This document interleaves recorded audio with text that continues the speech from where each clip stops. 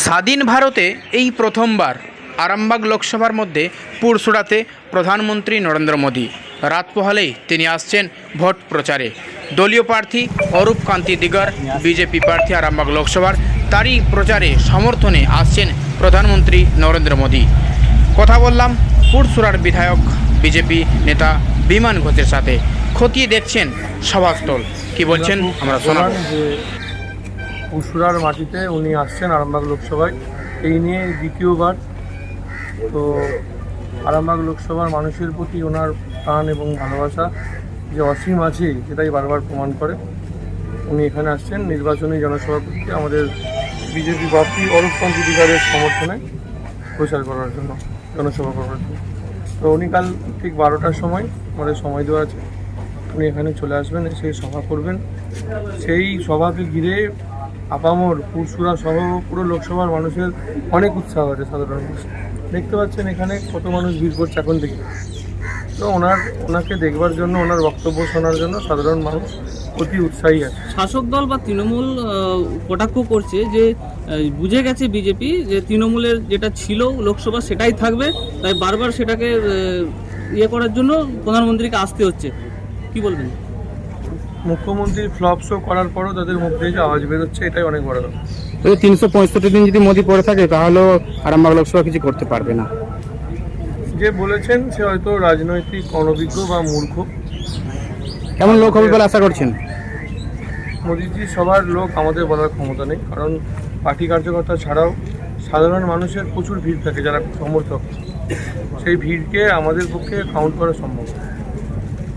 আচ্ছা, এই বাংলায় যে দুর্নীতির একটা ট্র্যাডিশন চলছে, নিয়োগ দুর্নীতি, আবাস দুর্নীতি, এই দুর্নীতি সম্পর্কে মোদিজি বলেছেন যে বঙ্গে সরকারি চাকরি নির্দিষ্ট রেটে বিক্রি হয় এবং কে কোথায় কি পদ্ধতিতে পাবে সেই টাকা, সেই সম্পর্কে তিনি বলেছেন একটা নির্দিষ্ট পদ্ধতি আছে। এই দুর্নীতি সম্পর্কে আপনি কি বলবেন? দুর্নীতি তো বাংলার একটা বড় ইস্যু বা এজেন্ডা বলতে পারে, কারণ তৃণমূল কংগ্রেসের দৌলতে সাধারণ মানুষ এখন বুঝে গেছে যে নিচে থেকে উপর পর্যন্ত যারাই জনপ্রতিনিধি এবং লিডার আছে তৃণমূল কংগ্রেসের, সবাই কোথাও না কোথাও চুরি করেছে, সবাই চোর। এবং তাই এখন মানুষ বিভ্রান্ত হয়ে গেছে যে তৃণমূল কংগ্রেসের নেতাদের কাকে ভালো বলবে আর কাকে খারাপ বলবে, কারণ এতটাই এরা নিকৃষ্ট। মানে আমাদের আরামবাগ লোকসভায় 500 চাকরি গেছে, 500 চাকরি গেছে এই হাইকোর্টের রায়ে, মহামান্য হাইকোর্টের রায়ে। এই 500 ছেলের কাছ থেকে কম করে হলেও কারো কাছ থেকে 10 লাখ, 12 লাখ, 15 লাখ করে টাকা নেওয়া হয়েছে। তারা এক টাকা দিয়ে চাকরি পেয়েছে, সেটা খুব ক্রাইম। যে দিয়েছে সেও ক্রাইম করেছে, আর যারা নিয়েছে তারা তো ক্রাইম করিয়েছে। তো চাকরি পাওয়ার পর 2016 থেকে আজকে যদি আমি 24 সাল ধরি, তাহলে 7 বছর 8 বছরকার ব্যাপার। 8 বছরে যা বেতন পেয়েছে তারা, সেই বেতন 12% করা সুদে তাদেরকে ফেরত দিতে হবে গভর্নমেন্টকে, কোর্টকে, হাইকোর্টের মাধ্যমে ফেরত দিতে হবে। তো এইবার এই ফ্যামিলিগুলো কোথায় যাবে? আর যাদের চাকরি পাওয়ার কথা ছিল, যাদের বয়স পেরিয়ে যাচ্ছে, তারা কোথায় যাবে? পুরো সর্বশান্ত করে দিয়েছে এই মমতা ব্যানার্জি সরকার।